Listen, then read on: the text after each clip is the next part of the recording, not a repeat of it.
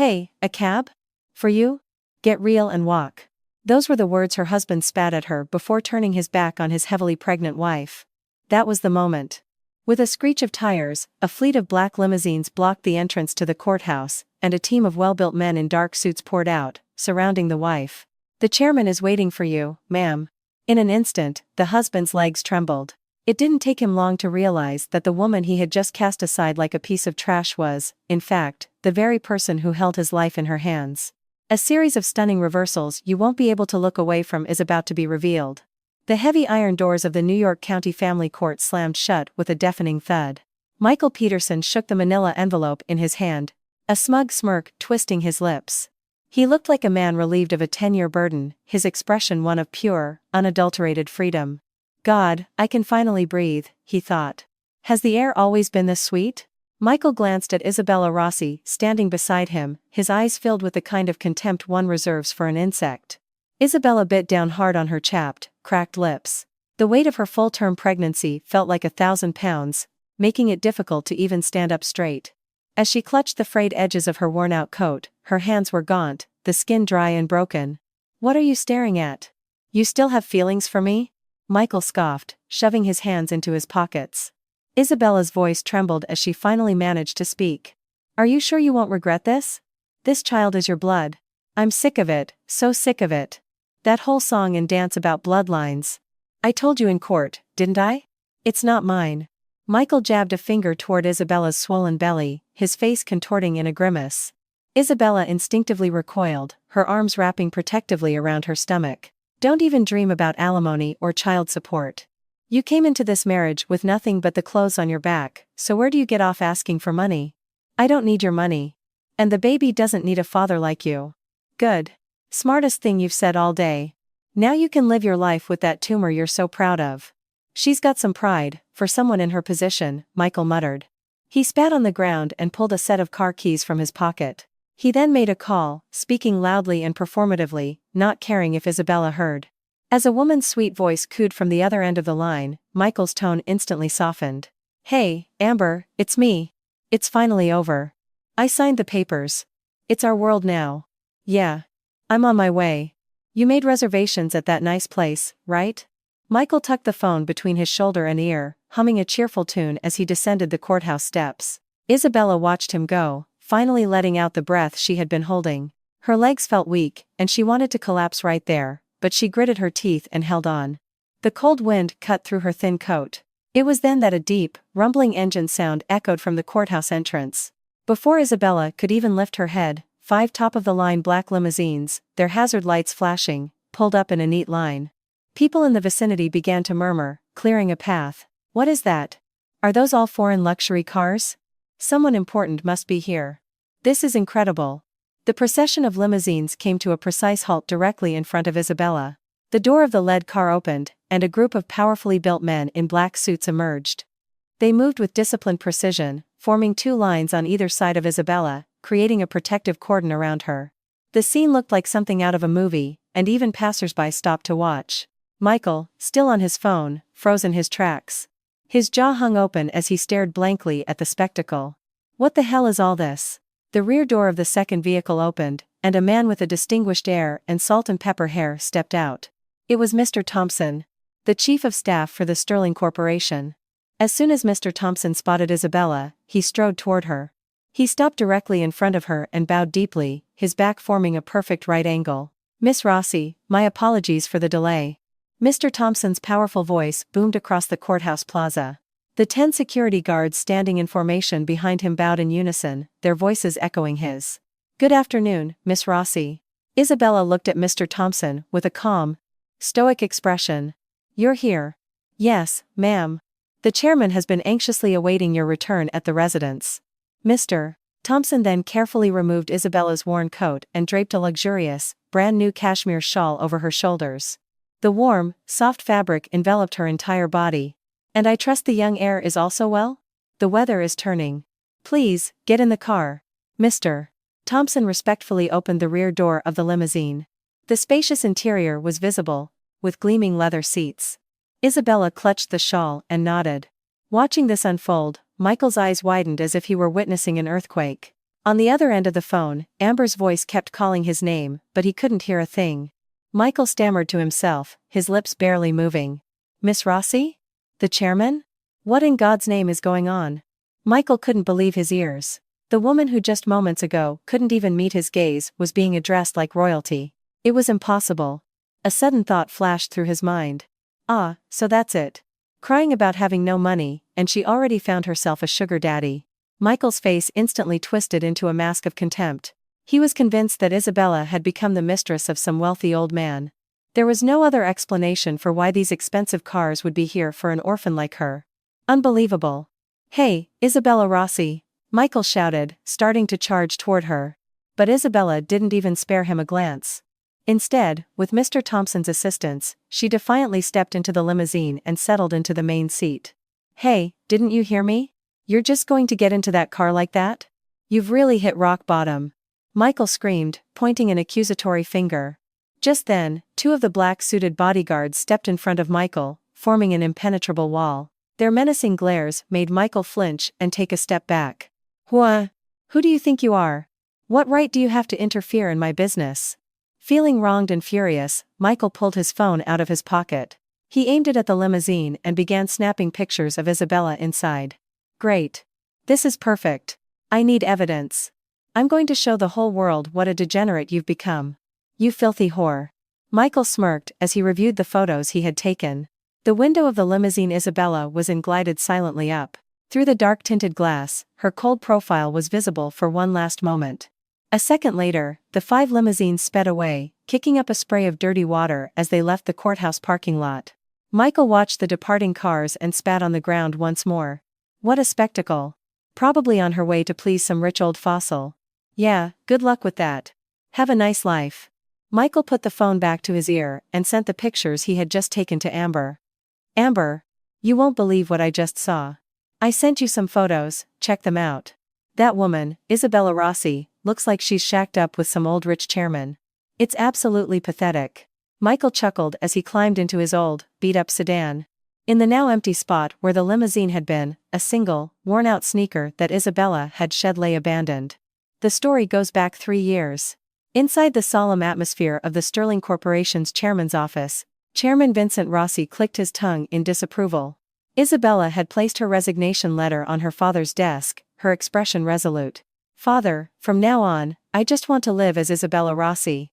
I'm so tired of people who are only interested in my background, of the leeches who flock to the smell of money. Fine. Who could ever change your mind? But remember this. The world out there is much colder and harsher than you can possibly imagine. Leaving her father's warning behind, Isabella walked out of the office.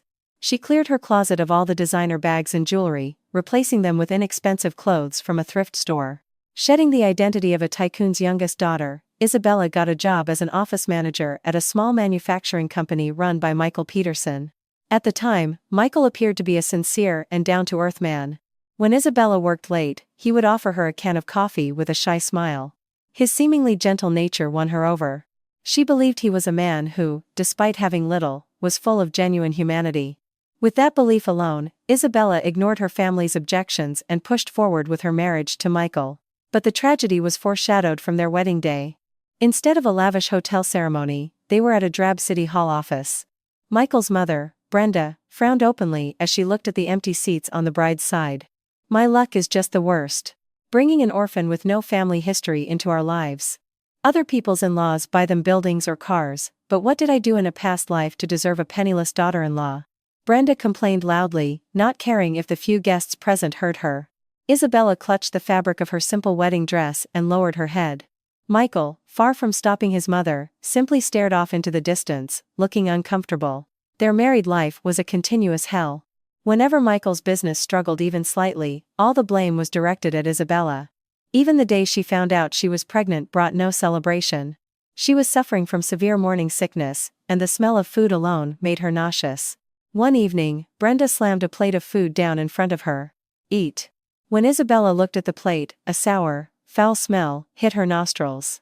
In the corner of the plate was a piece of bread with a patch of bluish mold. And the canned soup was watery and discolored. The only other thing was a few sad-looking crackers. Brenda, I think this food has gone bad. The smell. Gone bad? What's wrong with it? It's perfectly fine. Are you criticizing the meal your mother-in-law prepared for you? Back in my day, we were grateful for anything we could get. Stop acting like you were raised in some palace. No, that's not it. It's just, with the baby. Don't use the baby as an excuse. So unlucky. Ever since you came into this house, my Michael's business has been going downhill. You're a jinx, a curse. Brenda shrieked, pointing her finger at Isabella. When Isabella couldn't hold it in any longer and ran to the bathroom to retch, Brenda stormed into the kitchen. She returned with a dish rag and, as Isabella came out of the bathroom, she threw it at her back with all her might. Get out of my sight. You bring nothing but bad luck. Isabella swallowed her tears and clutched her belly. That evening, she wanted to confide in Michael when he got home, but his condition was even worse. The front door swung open, and the stench of alcohol filled the small apartment. Michael immediately ripped off his tie and threw it on the floor. Red foreclosure notices were stuck all over the living room from a visit by the bank a few days prior. Damn it. Nothing ever goes right. Michael yelled, kicking the sofa. Isabella cautiously approached him with a glass of water. Honey. You had a rough day. Have some water. Get it away from me. I can't even stand the sight of you. Michael violently slapped her hand away. The glass shattered on the floor. He glared at the frightened Isabella and unleashed a torrent of abuse. What have you been doing all day? Your husband is out there working his fingers to the bone, and you're just sitting here in this dump, wasting away. My mother was right about you. My life has been a complete disaster ever since I met you. Michael, that's too harsh. I'm pregnant. Who told you to get pregnant? I can barely take care of myself, so what the hell am I supposed to do with a kid? Michael glanced at Isabella's swollen belly and turned away in disgust. Just then, his phone rang from his jacket pocket. The name on the screen was Amber Davis. Michael shot Isabella a defiant look and answered the call. Hey, Amber, it's me. Yeah, I'm home. Ugh, don't even ask. The moment I walk in here, I feel like I'm suffocating. It's so depressing. Yeah. The investment money, is it for real? Your father is seriously considering it? Wow, thank you so much, Amber. You're the only one who can save me. Michael's face, which had been a mask of fury moments before, transformed into that of a gentle lamb. Hearing the woman's laughter from the other end of the line, Isabella's heart sank. Her voice trembled as she asked, Michael, who is that woman? What investment? After hanging up, Michael approached Isabella with a sly grin. You don't need to know. She's someone on a completely different level from you. Amber's family has agreed to invest in my company. They're incredibly wealthy. So you're having an affair? An affair? Huh. Don't make me laugh. This is business. And let's be honest, wouldn't my life be better off with the daughter of a rich family than with a penniless orphan? Michael pulled a crumpled envelope from his briefcase and tossed it onto the kitchen table. It contained divorce papers. And underneath them was another document, a waiver of parental rights. Isabella's hands trembled uncontrollably. What? What is all this? Can't you read? Sign it. There will be no alimony, and you'll handle the kid on your own. I don't have the ability to pay child support, nor do I have any intention of doing so. Michael Peterson, you are absolute garbage. How could you do this to your own child? My child? Don't be ridiculous. Do you have any proof that it's mine? How do I know where a woman with no background like you has been? What did you say? Sign it. Now. Michael shouted threateningly, kicking the table over. Plates and glasses shattered, sending shards flying everywhere. Hearing the commotion, Brenda rushed out of her room. Oh, my son, what's wrong? Did this bitch provoke you again? Hey, you. Sign the papers right now. Don't stand in the way of my son's future. Get the hell out. Brenda grabbed Isabella by the hair and shook her violently. Isabella screamed as she fell to the floor. Tears of fear and sorrow blurred her vision. Michael, fuming, shoved a red ink pad in front of Isabella's face. Sign it while I'm asking nicely. If you don't, I might just get rid of that lump in your belly myself. Michael's eyes were no longer human, they were the eyes of a crazed animal. To protect the child inside her, Isabella dipped her trembling thumb into the red ink. Then, on the waiver of parental rights, in the space where the word father should have been, she pressed her thumb down hard. There. Are you happy now? Michael snatched the paper away with a satisfied smile. You should have just done it from the start. Now, here's your stuff. I can't stand the sight of it, so get out now. Michael threw Isabella's old suitcase out the front door. Isabella was thrown out barefoot into the cold hallway. A freezing winter draft seeped through the window cracks, chilling her to the bone. "Don't ever show your face here again. You jinx." Slam. The front door was violently shut. From inside, Isabella could hear the laughter of Michael, Brenda, and, through the speakerphone, Amber Davis. "Oh, what a relief. Amber, honey, I've taken care of everything. Let's meet tomorrow and celebrate. Brenda, I'll bring over something delicious tomorrow. Oh, you wonderful girl, our lucky charm. We'll be waiting." Isabella collapsed onto the cold cement floor, clutching her belly and sobbing silently. The motion-activated light in the hallway cast a lonely shadow of her before flickering out. In the darkness, Isabella's eyes began to gleam with a cold, hard resolve. It was exactly 6 months after the divorce. The door to Michael Peterson's office was kicked open with a loud bang. A group of loan sharks in dark suits stormed in. "Mr. Peterson, did you think you could hide from us? Pay up, now." A burly man grabbed Michael by the collar and slammed him onto his desk. Michael screamed, begging for mercy. "Sir, please, just give me one more chance. I have a huge deal coming through at the end of the month.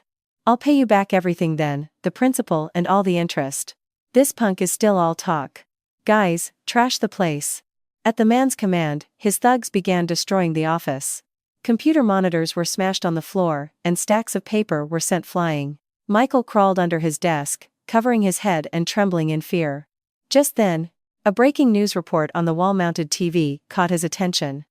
And in other news, a woman in her 30s, identified only as Miss Echu, breaking news report, PANS, Bersetches, Davis, who posed as a wealthy heiress to defraud small business owners of millions in investment funds, has reportedly fled to the Philippines. Michael's head shot up. The woman's face on the screen was pixelated, but he recognized her instantly. It was Amber Davis, his mistress, the woman he believed was his only lifeline. "Amber." Michael crawled out from under the desk and rushed to the TV, shaking the screen. "No, it can't be. Tell me it's not true. My money, the money from selling the factory. If you ran off with all of it, what am I supposed to do?" Michael's desperate cries filled the office. Even the loan sharks shook their heads in disbelief. "Tsk, looks like he got taken by a con artist and sold his factory for nothing. Hey, there's nothing of value here. Let's go."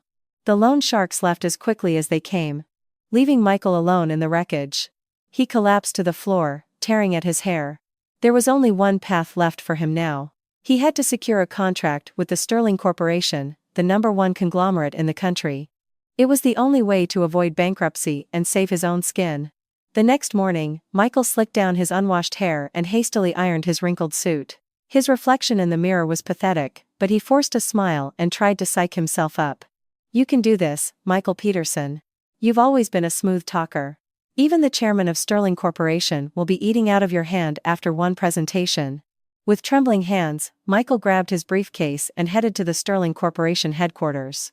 As he entered the magnificent lobby, he straightened his slumping shoulders and walked to the reception desk. "I'm Michael Peterson. I have a meeting with the head of the strategic planning department today." After the receptionist confirmed his appointment, Michael was directed to a private elevator for the penthouse floor. As the elevator ascended, his heart pounded so hard he thought it would burst. He kept adjusting his tie. Floor 50. With a soft chime, the doors opened. A familiar face was standing in front of the conference room. It was the same man with the salt and pepper hair from the courthouse 6 months ago, Mr. Thompson. But in his nervousness, Michael didn't recognize him and simply bowed obsequiously. Good morning, sir. I'm Michael Peterson. Is the department head inside?" "Mr." Thompson looked down at Michael with cold eyes and answered curtly. "You may go in. They are waiting for you." Mr. Thompson opened the heavy double doors to the conference room. Michael swallowed hard and stepped inside. At the far end of a long table, a large leather executive chair was turned toward the window. Michael bowed 90 degrees toward the back of the chair. "Good morning. I am Michael Peterson, CEO of Peterson Manufacturing. Thank you so much for taking the time to see me. Our company's technology is second to none in the industry. If you just give us one chance, I will dedicate my life to you and the chairman." Michael kept his head bowed, his nose almost touching the floor, and waited. But there was no response from the chair. An unnerving silence filled the room. Just as Michael was about to slowly raise his head, the chair swiveled around with a soft whirring sound. "You may raise your head, Mr. Peterson." The voice was cool, familiar, yet foreign. Michael slowly lifted his head. The sight before him made his breath catch in his throat. A woman in a chic silk blouse and an elegant jacket. A woman with her hands calmly clasped over her very pregnant belly. It was his ex-wife, Isabella Rossi. Michael rubbed his eyes and looked again. It was definitely Isabella. But this was not the frumpy, timid woman he knew. A choked sound escaped his lips. He stumbled backward, dropping his briefcase. It sprang open, and his proposal papers scattered across the floor. You, what? What are you doing here? Isabella didn't answer, merely staring at him with icy eyes. The memory of the scene at the courthouse 6 months ago flashed through Michael's mind. The black limousines, the men bowing at a 90-degree angle. Michael's face turned a kaleidoscope of red and white. Huh. Well, look at you. You've really made it. So that limousine was for real? Did you finally land a rich chairman and become his mistress? Michael pointed a finger at her, striding toward the desk. His fear was rapidly turning into rage and contempt. I can't believe this. Hey, Isabella Rossi, are you out of your mind? This is the Sterling Corporation. What are you doing sitting in this sacred meeting room? Just because the chairman pampers you, you think you're somebody? Michael slammed his fist on the table, shouting at the top of his lungs. Get out of that chair. You're finished when the real department head gets here. How dare a pregnant woman like you occupy the chairman's office space? If you're here to clean, then just stick to mopping the floors. Isabella didn't even flinch. Instead, a small, derisive smile played on her lips as she casually turned over a document. Are you finished, Mr. Peterson? What? You bitch. Watch who you're talking to. Watch your tone. This is my office, and I am conducting official business. You're insane. You've completely lost it. You think you can act all high and mighty because you have a rich backer? I'm here to sign a contract today. This is no place for you to be interfering. Isabella sighed and picked up a crystal nameplate from the corner of the desk. She slid it across the smooth tabletop toward Michael. It came to a stop right at his fingertips. Isabella Rossi. Executive Vice President, Strategic Planning. Sterling Corporation. Michael's gaze was fixed on the nameplate. The 3 words, Isabella Rossi, shone in gold lettering. He blinked, looking back and forth between the nameplate and Isabella's face. What? What is this? Executive Vice President? Michael burst out laughing. Haha. Wow, you're really something else. You think people will fall for this if you just have one of these made? What is this, playing house? An orphan as an executive VP? That's the funniest thing I've ever heard. Michael made a show of picking up the nameplate, as if to throw it on the floor. Just then, Isabella pressed a button on the desk intercom. Mr. Thompson, please show the chairman in. Yes, ma'am. Right away. The voice from the intercom made Michael freeze. Ma'am? The chairman? Michael's mind began to spin. Then, the heavy doors behind him swung open. Isabella, has the meeting started yet? A deep, authoritative voice filled the room. Michael stiffened as if he'd been electrocuted and slowly turned around. The man he had only ever seen on financial news channels, Vincent Rossi, the head of the Sterling Corporation, was walking in, flanked by his aides. And Mr. Rossi, without even glancing at Michael, walked straight to Isabella and placed a gentle hand on her shoulder. Are you feeling all right, my dear? My dear. That single phrase pierced Michael's eardrums. His eyes went wide, the whites showing all around. The nameplate he was holding slipped from his grasp and clattered to the floor. Vincent Rossi squeezed his daughter's shoulder gently. His cold gaze fell upon Michael, who was now crumpled on the floor. Michael's legs had given out from under him. He couldn't even think about standing. He just gaped like a fish out of water. My dear? Michael's eyes darted between Vincent Rossi and Isabella. The puzzle pieces in his head were crashing together with a deafening roar. The Sterling Corporation was run by the Rossi family.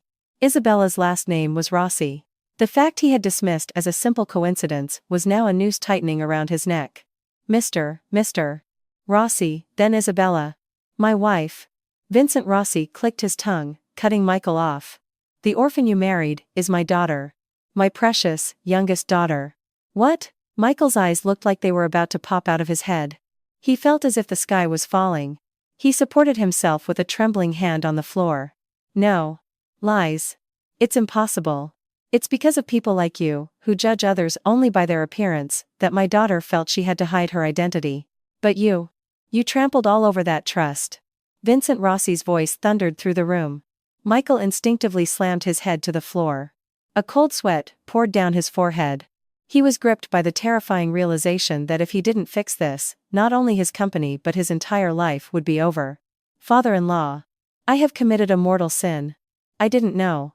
I swear, I had no idea. Michael crawled on his knees, trying to grab the hem of Mr. Rossi's trousers. But Mr. Thompson, standing nearby, kicked his hand away. Michael turned his body toward Isabella, groveling shamelessly. Isabella, honey, I was wrong. I was blind. I was under the spell of that witch, Amber. I must have been crazy. Isabella looked down at him as if he were a disgusting piece of filth. There was not a shred of pity in her eyes. Mr. Peterson, you came here for business, did you not? You should learn to separate your personal and professional lives. Honey, don't be like this. We're married. You know how much I loved you. Love? Don't you dare say that word. It makes me sick. Even with her cold dismissal, Michael didn't stop. He fixed his gaze on her swollen belly. His only lifeline was right there. Yes, our baby. Our baby is in there. I'm the father, Isabella. For the sake of the child, please, forgive me just this once.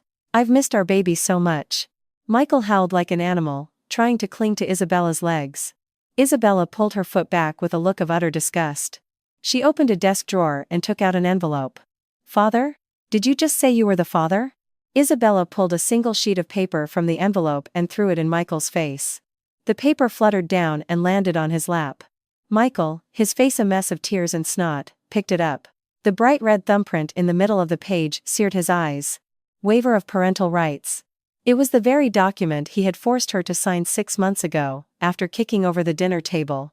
Don't you remember? You said it wasn't your bloodline. You said you didn't want to pay child support. So, you made me sign it. The paper you took yourself. I found it in the suitcase you threw out. Isabella's voice was like a razor blade, slicing through Michael's heart. Honey, I was drunk. I said it in a fit of anger. I didn't mean it. Shut up. You don't deserve to be a father. This child is my child. Legally and biologically, you are nothing but a stranger. Isabella, please. I'll do better. I'll be your slave for the rest of my life. My company will go bankrupt, and I'll go to prison. Please, just save me this one time. Michael begged, banging his head on the floor. His forehead split open and started to bleed, but he couldn't feel the pain. The thought that he had thrown away a winning lottery ticket, being the son-in-law of the Sterling Corporation, was driving him insane. Vincent Rossi, unable to watch any longer, gestured to Mr. Thompson. Get this man out of my sight. Mr. Chairman. Security, to the conference room. As soon as Mr. Thompson spoke into his radio, the doors burst open. 2 large security guards entered and twisted Michael's arms behind his back. Let me go. I'm the son-in-law here. The son-in-law of Sterling Corporation. Father-in-law. Honey. Michael struggled, screaming at the top of his lungs. But he was no match for the guards. Vincent Rossi picked up Michael's company proposal and contract from the desk. You dare to humiliate my daughter, and then you try to swindle a contract from me like a common con man? As of today, your company is finished. With a whirring sound, Mr. Rossi fed the stack of papers into the industrial shredder. Michael's last hope was torn into tiny pieces. Michael screamed as he watched the scene. No. My contract. No. Father-in-law, I was wrong. Please save me. Who is your father-in-law? Get out. With Mr. Rossi's roar, the guards lifted Michael up like a sack of potatoes. One of Michael's shoes fell off and rolled across the floor. Even as he was being dragged out the door, he reached a hand out toward Isabella. Isabella. Don't leave me. I don't want to go to prison. Isabella. Michael's desperate screams faded down the hallway. A moment later, the sound of the elevator doors closing left the conference room in silence. Isabella finally let out a ragged breath. The tension left her body, and her legs felt so weak that she had to grab the desk to keep from falling. Isabella. Mr. Rossi quickly helped her to a sofa. Mr. Thompson rushed over with a glass of cold water. Isabella took it with a trembling hand and took a sip. The cold water soothed her racing heart. Are you all right? That must have been a shock. Mr. Rossi said, gently rubbing her back with a worried look. Isabella stared at the empty doorway and smiled bitterly. The feeling of seeing the true nature of the man she had once loved so deeply was less triumphant and more tragic. I'm okay, Dad. I actually feel relieved. Now I know it's really over. Isabella gently stroked her belly. As if sensing its mother's feelings, the baby gave a little kick. Good. That's right. From now on, you only need to think about yourself and Leo. Forget about that scum. I'll take care of everything. Thank you, Dad. And I'm sorry. Don't say that. The man who made my daughter cry. I will make him cry tears of blood. Vincent Rossi's eyes flashed with a fierce light. He turned to Mr. Thompson and gave a quiet order. Mr. Thompson, get the head of our legal team. I want a full audit of Michael Peterson's company. Financials, tax records, everything. I want you to tear it apart, down to the last speck of dust. Yes, Mr. Chairman. It's already been prepared. Meanwhile, outside the Sterling Corporation headquarters, Michael had been thrown onto the asphalt. He lay sprawled out, unable to move. Passersby stared and whispered, but he didn't have the strength to get up. A single missing shoe, a torn suit, a bleeding forehead. He looked worse than any homeless person on the street. Michael looked up at the sky and wept. The penthouse window was a distant speck. Just 30 minutes ago, he had been dreaming of a new life up there. Now, all that was left was a fiery pit of hell. That bitch Amber. And that evil witch Isabella. I'll kill them both. Michael gritted his teeth and slammed his fist on the ground. But it was too late for regrets. Just then, his phone buzzed loudly in his pocket. The caller ID said, Mom. Hello? Michael, it's a disaster. The bank is here again, putting more foreclosure notices on the door. This time they're saying we have to be out by tomorrow. What do we do? Hearing his mother's frantic voice, Michael squeezed his eyes shut. It was all over. But he couldn't go down like this. Through his tears, a glint of madness appeared in his eyes. He staggered to his feet. Mom, pack your bags and come outside. We have somewhere to go. Where? Don't tell me Amber is going to help us? No. Somewhere much more certain. I have to go find my son. My own flesh and blood. Michael wiped his bloody lip and glared up at the Sterling building. His eyes were burning with an unhinged fury. A few days later, a torrential rain poured from the sky as if it had been torn open. It was night. A flash of lightning illuminated the heavy iron gates of the Sterling Corporation penthouse residence. In front of those gates, two figures stood without an umbrella, being drenched by the rain, screaming at the top of their lungs. It was Michael Peterson and Brenda. Isabella Rossi, you bitch. Open this gate. Give me my grandson. Where are you hiding my Michael's flesh and blood? Brenda, looking like a drowned rat, still had a voice that boomed. She pounded on the closed gate with her fists, shrieking. Michael, next to her, joined in. Isabella, father-in-law. It's me, Michael. There's been a misunderstanding. Please, just open the gate. It's a sin against God to keep a father from his child. Inside the penthouse living room, Isabella watched their pathetic display on the security monitor with a blank expression. On the screen, they looked less like humans and more like demons consumed by greed. Isabella bit her lip and picked up the intercom. Security? There are some vagrants at the front gate, causing a disturbance. Have them removed immediately. Just as she was about to hang up, she saw Brenda on the screen pick up a large rock from the landscaping. She raised it, about to smash one of the decorative stone lanterns. If you don't open this gate, I'll smash my head open right here and die. Then the news will say the daughter-in-law of Sterling Corporation murdered her mother-in-law. Isabella let out a deep sigh. She knew they would keep this up all night until the police arrived. She struggled to get up from the sofa. Her pregnant belly felt unusually heavy and tight today. Her father was in his study and seemed unaware of the commotion.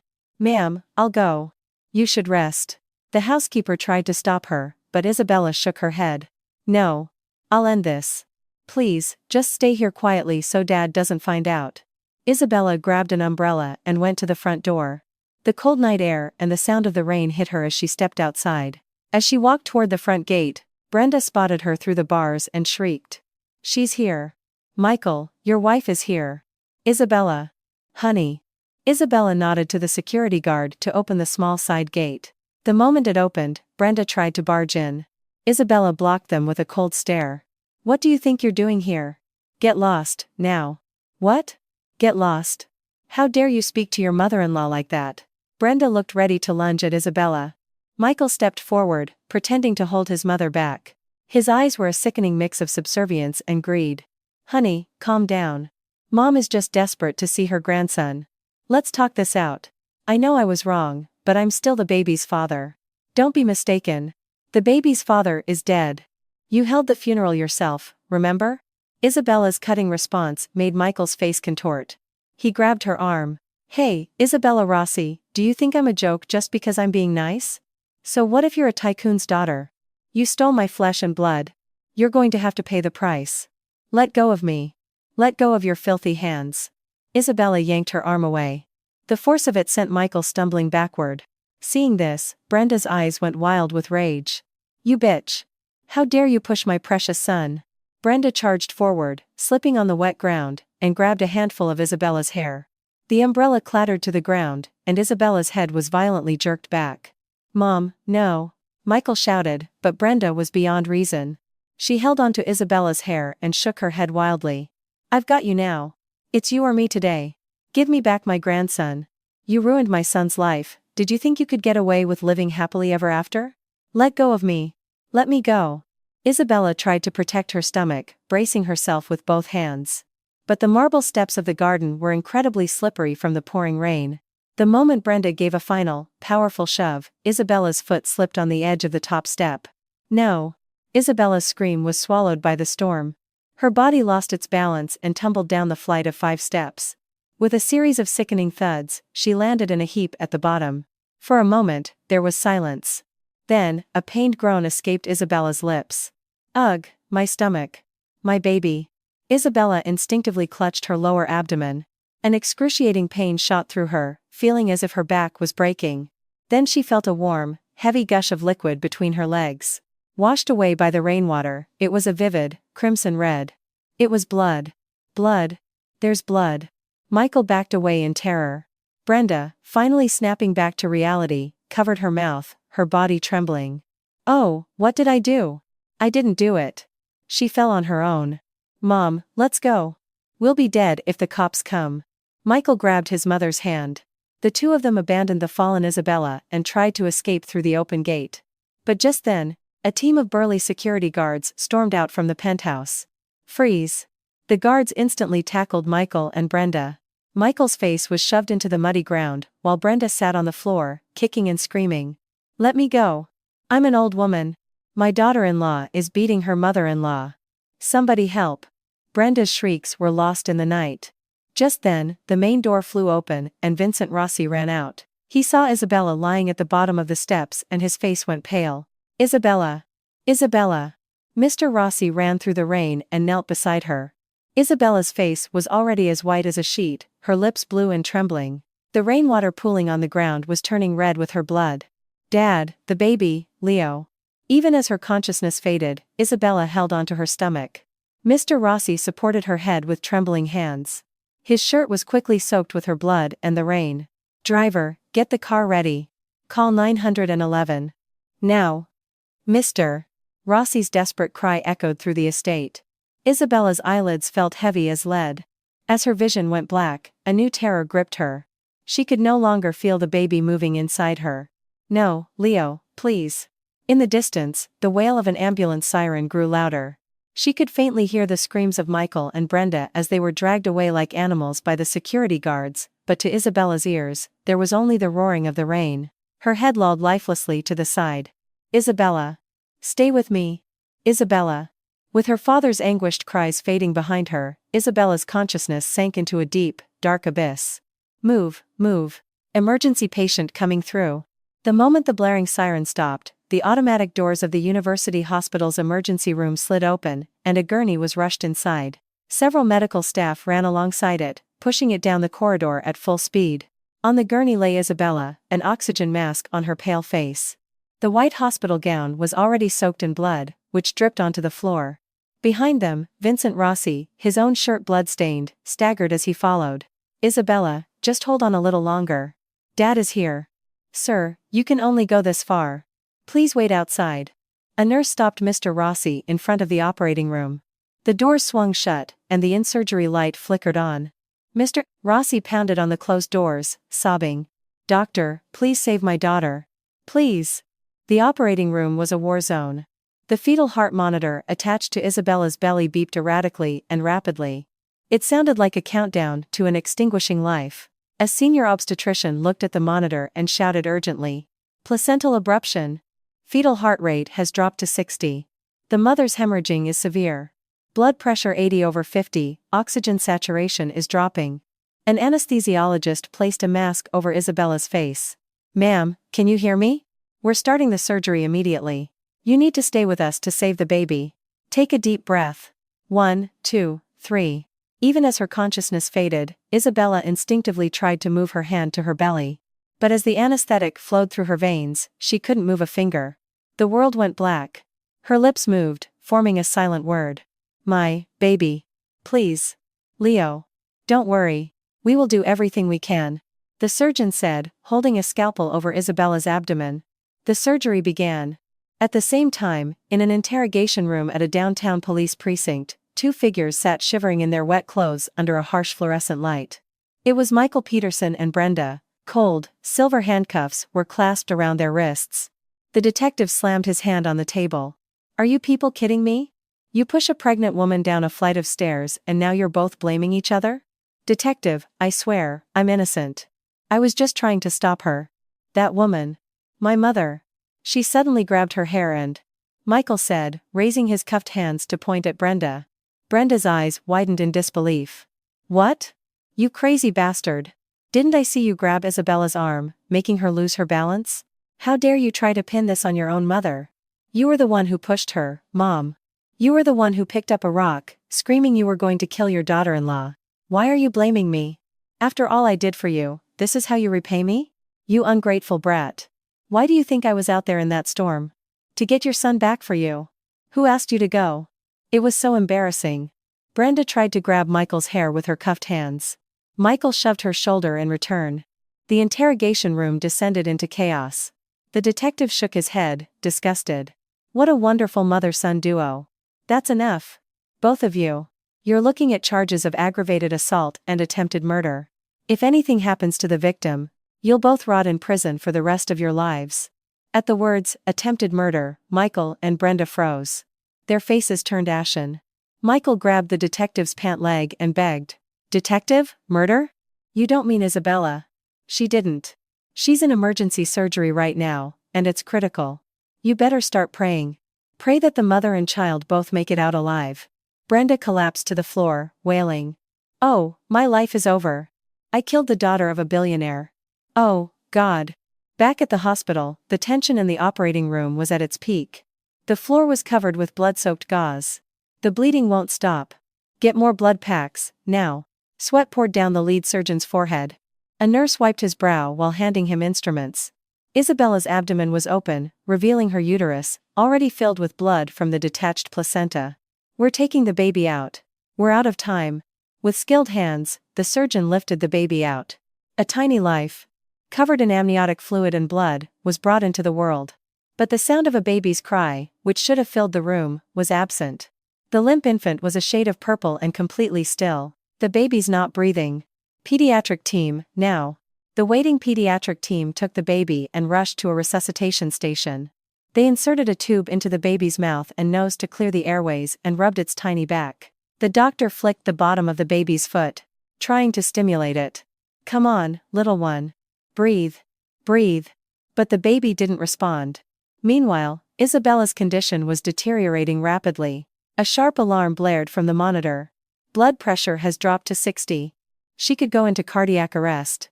Get the epinephrine ready." "No. We have to save the mother too. Control the bleeding, now." Outside in the hallway, Mr. Rossi heard the frantic shouts from behind the door and slid down the wall, collapsing to the floor. He stared at his own blood-stained hands and, for the first time in his life, he prayed.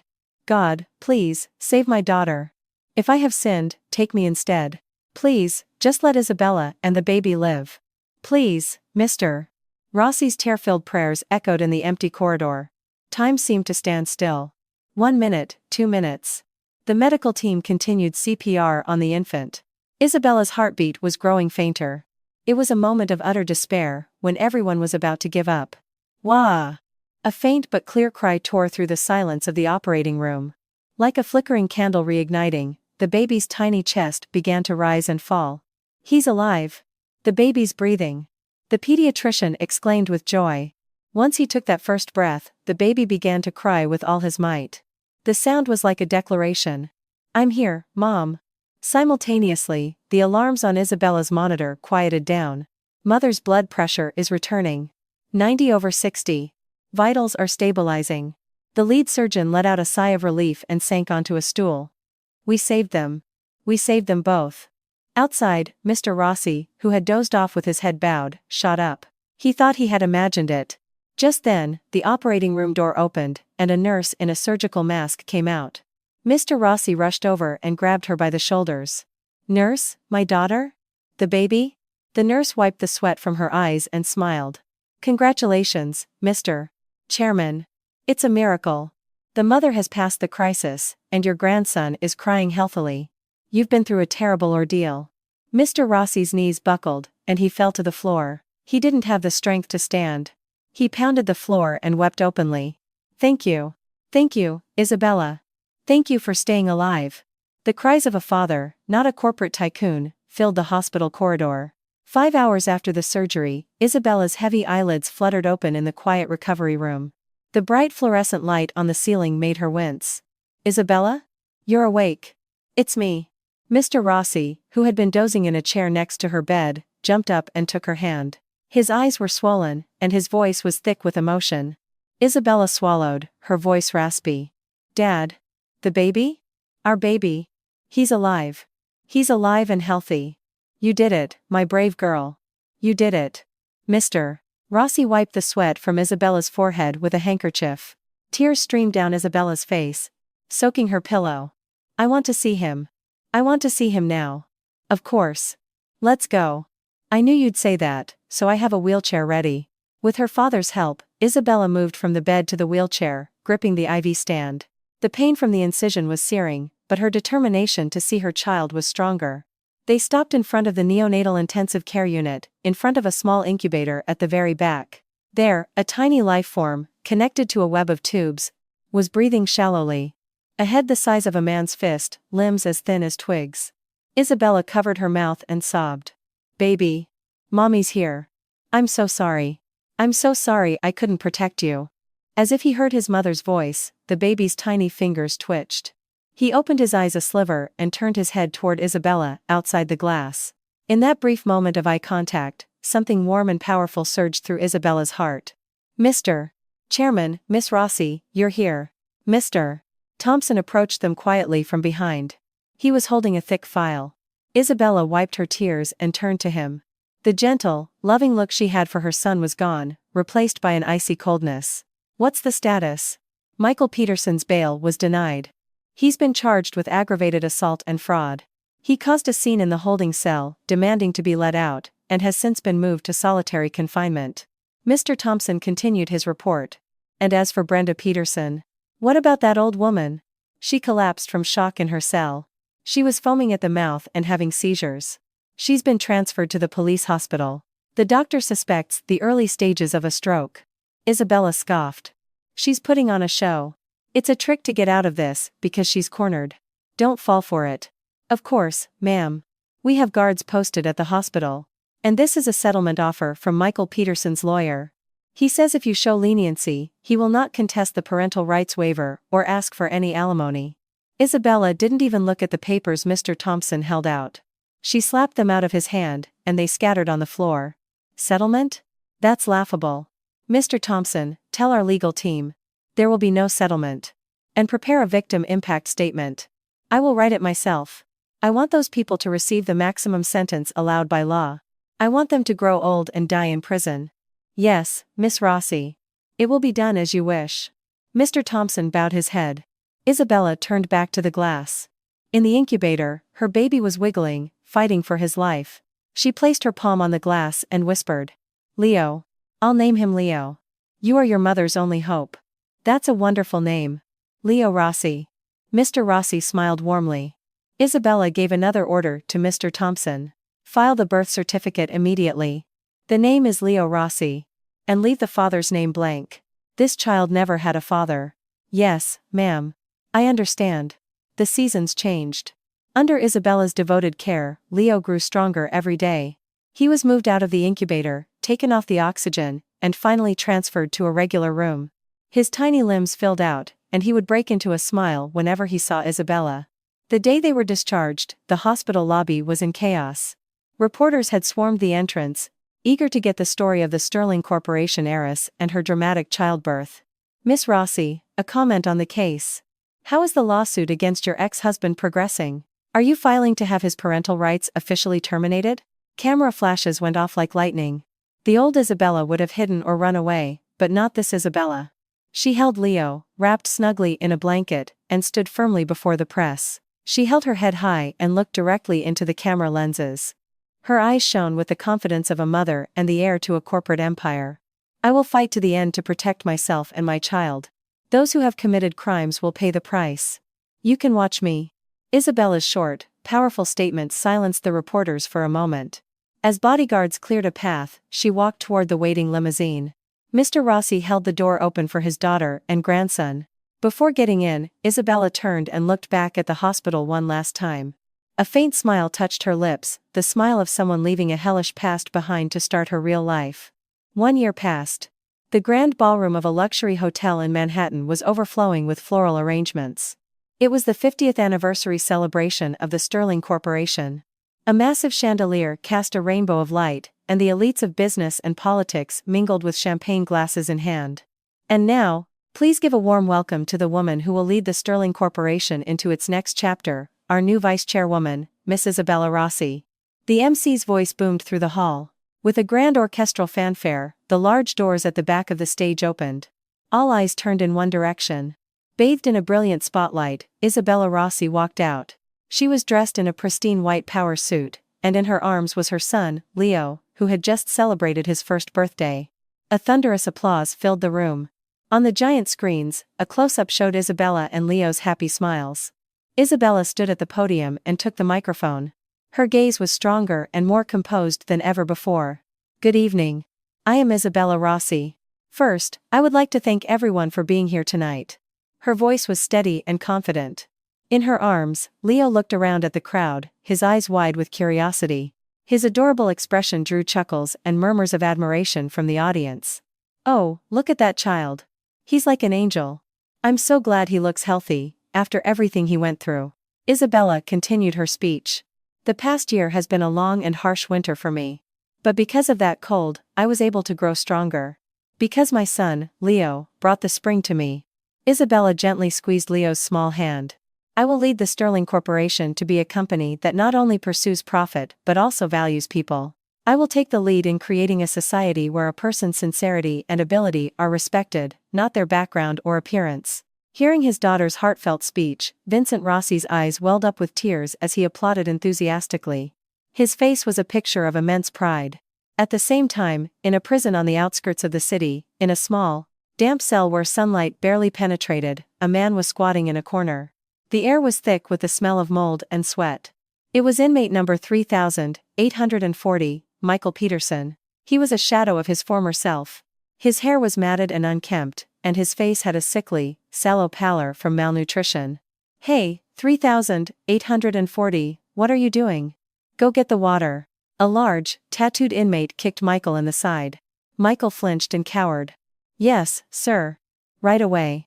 He scrambled to his feet, picking up a plastic jug. Just then, a familiar voice came from the small TV mounted on the wall. Because my son, Leo, brought the spring to me. Michael froze. He turned his head mechanically toward the screen. There, shining like a jewel, was Isabella, and laughing like an angel, was Leo. Isabella. The water jug slipped from Michael's hand and fell to the floor, but he didn't notice. He stumbled toward the TV. The woman on the screen was not the woman he knew. The woman he had despised as a pathetic orphan was now at the pinnacle of society, bathed in spotlights. And the child in her arms, the child he had disowned as not his flesh and blood, was healthy and beautiful. Leo. My son. Michael reached out a trembling hand and touched the cold screen. All he felt was hard glass, not warm skin. Fat tears rolled down his cheeks. I'm his father. That should have been my place. Michael sobbed, reaching for the image on the screen. Isabella, I'm here. Get me out of here. I was wrong. Michael's cries echoed in the small cell. The large inmate who had kicked him approached, scowling. Shut up. Are you crazy? Why are you suddenly bawling like a baby? Sir, that woman on the screen. That's my wife. And that's my son. I'm serious. Michael pleaded, grabbing the inmate's pant leg. But all he received was a scornful laugh and a vicious kick. Get off me, you psycho. If the vice chairwoman of Sterling is your wife, then I'm the president of the United States. Stop talking nonsense. It's true. Please believe me. Michael was thrown into a corner. The other inmates laughed and mocked him. There he goes again, with his delusions. Hey, wake up. You're going to rot and die in here. Michael curled up on the cold cement floor and wept. Isabella on the screen was so radiant, while he was crawling in the gutter. He was feeling, with agonizing clarity, the magnitude of the fortune he had thrown away. But it was far too late to turn back. In a nursing home in a rundown part of Queens, Brenda lay in a bed in a 6-person ward. The stroke had left her partially paralyzed, unable to move on her own. Bedsores were forming on her back, but no family ever came to visit. Brenda stared blankly at the TV hanging from the ceiling. A society where a person's sincerity and ability are respected. Isabella's speech was being broadcast live on the news. Brenda's vacant eyes slowly widened. She trembled. A garbled sound escaping her twisted lips. It was a cry that couldn't form words. That woman. The precious daughter-in-law she should have revered, she had kicked out and tormented.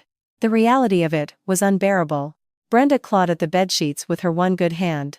A crushing wave of regret and fury made it hard to breathe. Grandma, what is it now? Keep it down. An irritated caregiver came over and yanked the privacy curtain shut. The TV screen disappeared from Brenda's view. Trapped in the darkness, Brenda let out a guttural, animalistic sob.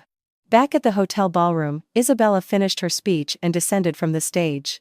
Vincent Rossi was there to greet his daughter and grandson with open arms. You did so well. That was magnificent. Thank you, Father. I couldn't have done it without you. Isabella hugged her father. Mr. Rossi stroked Leo's cheek and chuckled. And you were a good boy too, Leo. So well behaved. Dada, Dada. Leo cooed, grabbing his grandfather's tie. Isabella kissed Leo's chubby cheek. Leo, from now on, we're going to be happy. Mommy promises.